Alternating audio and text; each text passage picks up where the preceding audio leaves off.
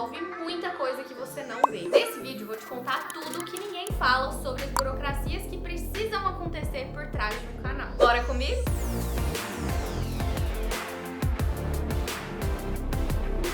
Oi gente, eu sou a Paty, bem-vindos de volta ao meu canal. Se você tem o sonho de viver da criação de conteúdo e tá aí batalhando por isso, tem uma parte da criação de conteúdo na internet que é muito pouco falada e explorada e que ao mesmo tempo você como creator precisa saber e entender, que é o lado burocrático da criação de conteúdo. Bora mergulhar de cabeça nesse oceano pouquíssimo explorado? Começando com as datas de pagamento. Então vamos imaginar o seguinte cenário. Você é um criador de conteúdo que começou a criar conteúdo, tá ali se dedicando, estruturou ali todas as fontes de monetização que você quer conquistar a partir da sua criação de conteúdo e você finalmente conseguiu conquistar a sua primeira fonte de monetização, seja ela qual for, né? Monetização do YouTube, infoprodutos, marketing de afiliados, publis com marcas, enfim, você conseguiu a sua primeira fonte. A partir do momento que você conseguiu a sua primeira fonte, você vai ver o dinheiro imediatamente na sua conta bancária, certo? Certo?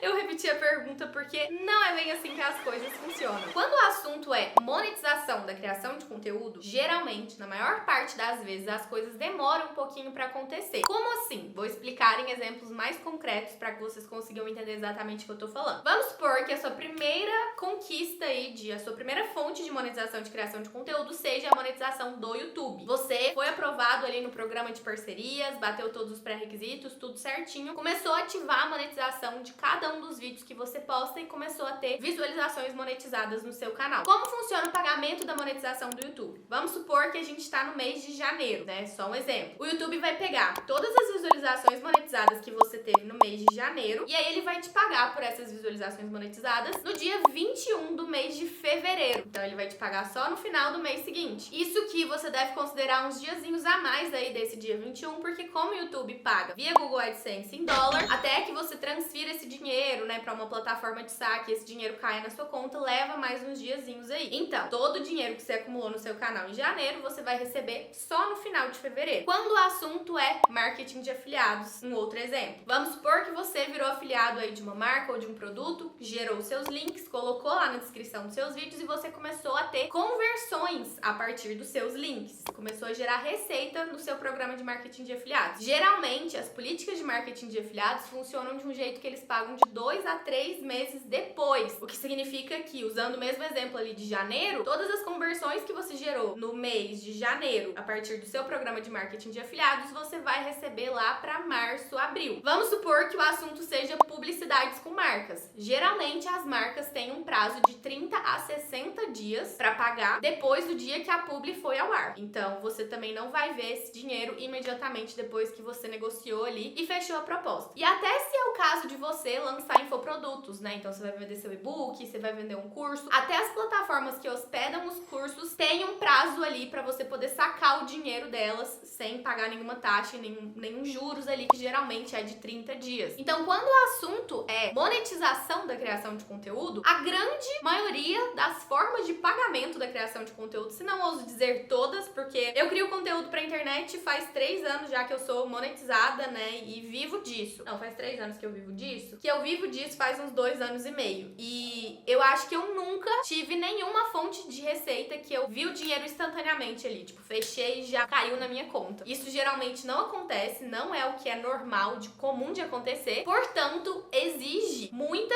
organização financeira mesmo, da gente ter uma planilha ali de beleza. Ah, comecei a monetizar em janeiro. Então, em janeiro não vai cair nada, mas em fevereiro aqui tem a monetização do YouTube. Em março vai cair esse afiliado aqui que começou em janeiro e aí também vai cair o YouTube. E planilhando, você vai conseguindo saber exatamente quanto que vai cair na sua conta todo mês. Aproveitando que a gente tá falando sobre dinheiro, já indo pro próximo tópico que eu preciso cobrir com vocês, o próximo assunto é detalhes de contabilidade. Então, a partir do momento que você começa a monetizar o seu conteúdo na internet, se você não abre um CNPJ, ou seja, se você não cria uma empresa, você vai automaticamente continuar recebendo via pessoa física. E se você recebe mais que 80 mil reais por mês na pessoa física, vai chegar a declaração do imposto de renda, você vai precisar declarar tudo que você tá ganhando como pessoa física. E isso não vale nem um pouco a pena. Sem contar que a maior parte dos contratos e das parcerias, né, que a gente faz como criadores de conteúdo, exigem que o criador de conteúdo tenha um CNPJ e esteja apto a emitir notas fiscais. Então, a partir do momento que você começa a monetizar o seu conteúdo, é interessante que você abra um CNPJ, o que significa abrir uma empresa, definir tamanho de empresa, definir quais são os quinais dessa empresa, qual que vai ser a alíquota ali do imposto, pagar a Simples Nacional, né, e todos os impostos devidos ali todo mês, começar a emitir notas fiscais, não é mesmo? E quando eu comecei e me deparei com todo esse universo aí de contabilidade, para vocês entenderem o nível de iniciante que eu era no começo, eu não sabia nem qual que era a diferença de pessoa física e pessoa jurídica. Tipo, sabia que tinha uma diferença, mas não sabia exatamente o que que era esses conceitos, o que que era CNPJ, o que que isso significava exatamente, que imposto que tem que pagar. Eu era muito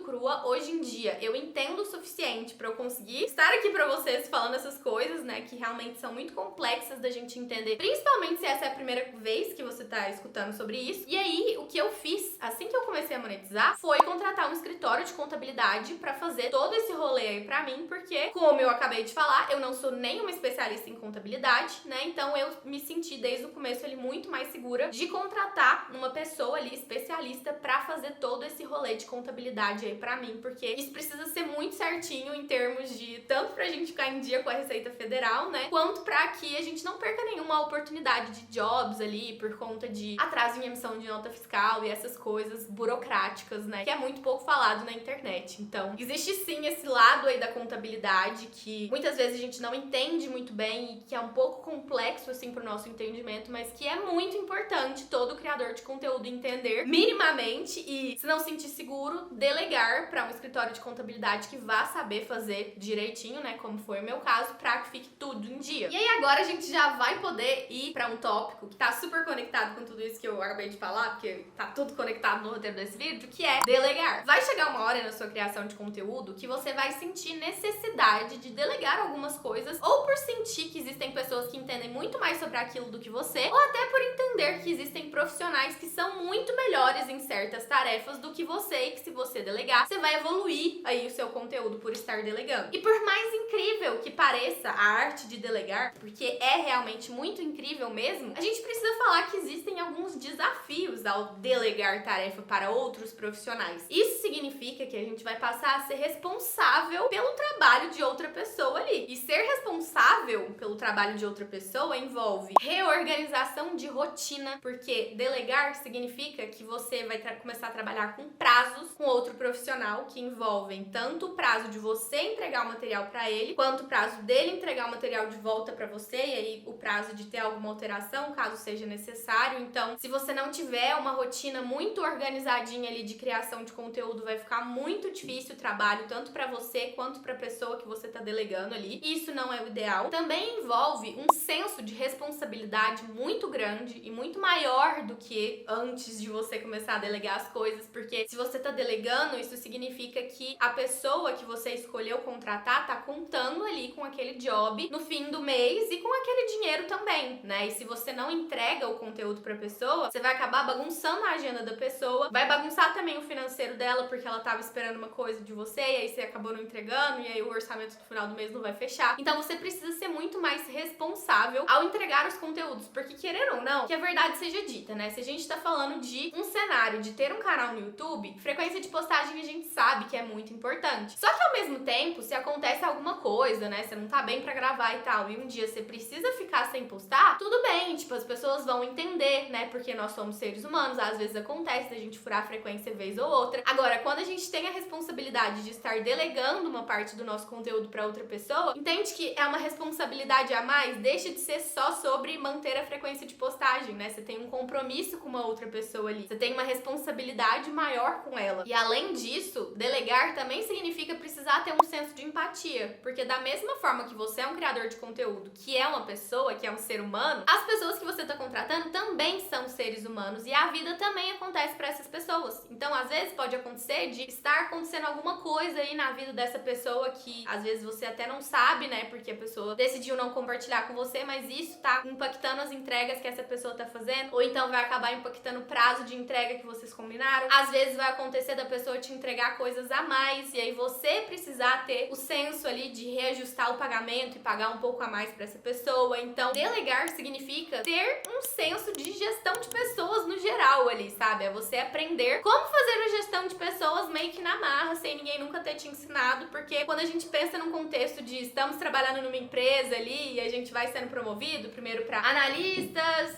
sênior, depois pra coordenador, depois pra gerente, depois pra diretor e piriri para lá, parece que a gente, na empresa, a impressão que eu tenho é que a gente vai sendo devidamente treinado para que a gente faça aquela gestão de pessoas, né? Tem alguém ali do nosso lado ensinando, né, como que faz, as coisas que a gente tem que considerar e tal. Mas quando a gente é criador de conteúdo e começa a fazer isso, eu sinto que ninguém fala sobre isso, né? E essa é uma parte muito importante da sua profissão aí, porque você vai conviver diariamente com essas pessoas que vão estar trabalhando com você e precisa ser tudo muito leve, porque a criação de conteúdo a gente sabe que é pauleira, é muito conteúdo que a gente tem que colocar no mundo, então se não for leve não vai ser legal pra ninguém. E a gente tá aqui porque a gente quer trabalhar com uma coisa legal, não é mesmo? Então tem que existir esse equilíbrio, tem que existir esse senso de empatia mesmo e de gestão de pessoas quando o assunto é delegar tarefas. O próximo tópico das burocracias que existem por trás de ter um canal no YouTube e ter uma carreira na internet como um todo, né, é sobre contratos. Então, tanto contratos com as pessoas que você contrata para trabalhar com você, quanto contratos que você assina com marcas ou com parcerias que você eventualmente vai fazer aí com marcas, né, com outras pessoas e tudo mais. Falando primeiro dos contratos com as pessoas que você escolhe para delegar tarefas. É muito importante que esse contrato exista para que esteja escrito nele ali exatamente o que é esperado dessa parceria aí que você tá firmando, né? Então, quais que vão ser as entregas, qual que é o preço das coisas, quando que vão ser pagas, o dia de pagamento, o dia de emissão de nota fiscal por parte do prestador de serviço, quando que vai acontecer reajuste de preço, né, por causa da inflação, é legal você já prever isso também. A questão do aviso prévio, né, tem que ter ali no contratinho para que a pessoa não vire pra você e fale: olha, amanhã já não vou mais trabalhar pra você porque tá acontecendo isso aqui. Tipo, tem que ter um aviso prévio de pelo menos 30 dias aí pra que você consiga se planejar e achar outra pessoa e ter um tempo de se reorganizar aí, né? Então, é essencial que você tenha um contrato com essas pessoas que você tá contratando pra que esteja tudo certinho e não aconteça nenhum problema e nenhum ruído aí, né, na parceria que está sendo firmada. E em relação a contratos com marcas que a gente recebe pra gente assinar, isso é uma coisa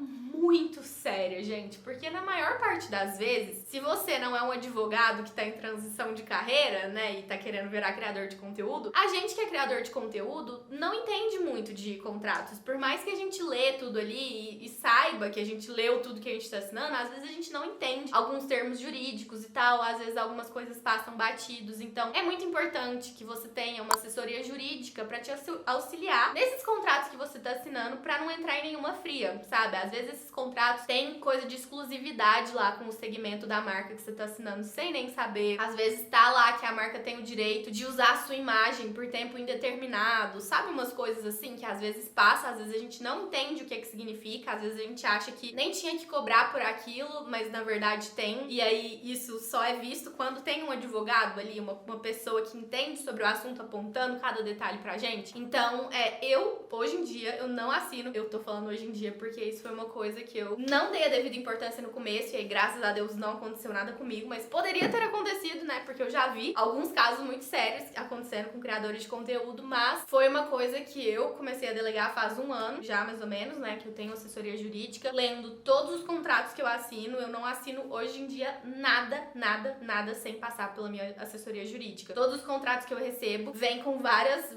coisas em amarelo, assim, né? A maior parte dos contratos, na verdade, vem com várias observações, assim, da minha advogada, e aí a gente manda pra marca, a marca faz os reajustes ali, e aí ele fica assinável, né? De um jeito que funciona tanto pra mim quanto pra marca. Então, é muito importante prestar atenção nisso, real, oficial. Indo pro próximo tópico, a gente tá aqui nesse vídeo falando sobre contabilidade, sobre delegar, sobre assessoria jurídica e tudo mais, e o próximo tópico tem tudo a ver com isso, que é despesas da empresa. Então, além do fato de que quando você começar a delegar as coisas, você vai começar a ter despesas da sua empresa, ou seja, você vai começar a precisar pagar esses profissionais que você tá contratando, você também vai precisar considerar que você vai ter impostos para pagar todo mês, em alguns casos, assinaturas da empresa, né? Então, por exemplo, hoje em dia, eu assino aplicativo de edição de fotos, site para gerar link, site para administrar envio, disparo de e-mails, domínio de sites e por aí vai. Então, tem várias assinaturas que eu preciso manter assinando para que tudo esteja rodando, fora os investimentos que a gente decide fazer pra marca, né? Então, seja um equipamento que quebrou, que a gente precisa comprar novo, uma viagem, né, pra um evento que a gente decida fazer, que acaba sendo um investimento pra marca, né? Um curso que a gente queira comprar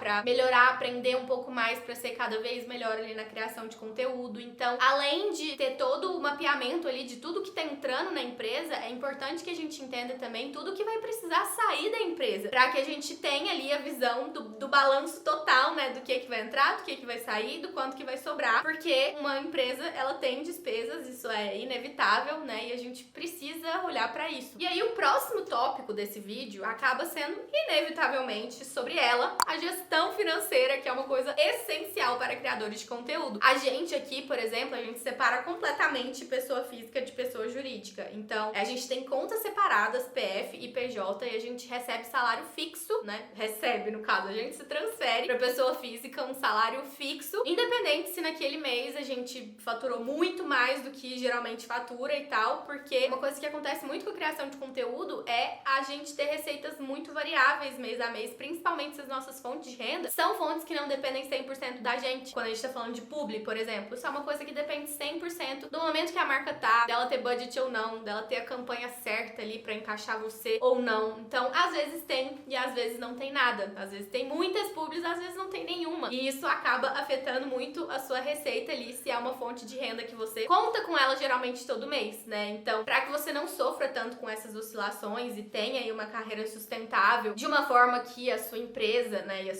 você como marca vá crescendo cada vez mais, precisa ter uma gestão financeira pra que você tenha controle aí de tudo que tá entrando, de tudo que precisa sair, pra ficar tudo certinho. E aí, como que você tá se sentindo depois dessa conversa de gente grande? Falei muita coisa que te surpreendeu? Ou você já sabia de tudo que rolava por trás de um canal e de uma carreira na internet? Me conta aqui nos comentários o que você achou mais interessante, ou o que você nem sabia que existia, ou o que você não sabia que imaginava, ou se você já sabia de tudo também, que eu quero saber. Tenho muita curiosidade pra saber como vocês vão receber esse vídeo, porque, como eu disse, é um assunto muito pouco explorado e muito pouco falado. Eu não vejo ninguém explicando no detalhe sobre essas coisas. E a gente precisa conversar mais sobre isso, porque afinal a Creator Economy chegou para ficar, está entre nós. Criação de conteúdo é uma profissão, né? Profissão creator. E é isso, gente. Bora decolar esse foguete. Se você tiver alguma dúvida sobre alguma coisa que eu falei nesse vídeo, pode deixar aqui nos comentários que eu tento responder. E eu vejo vocês no próximo vídeo do meu canal.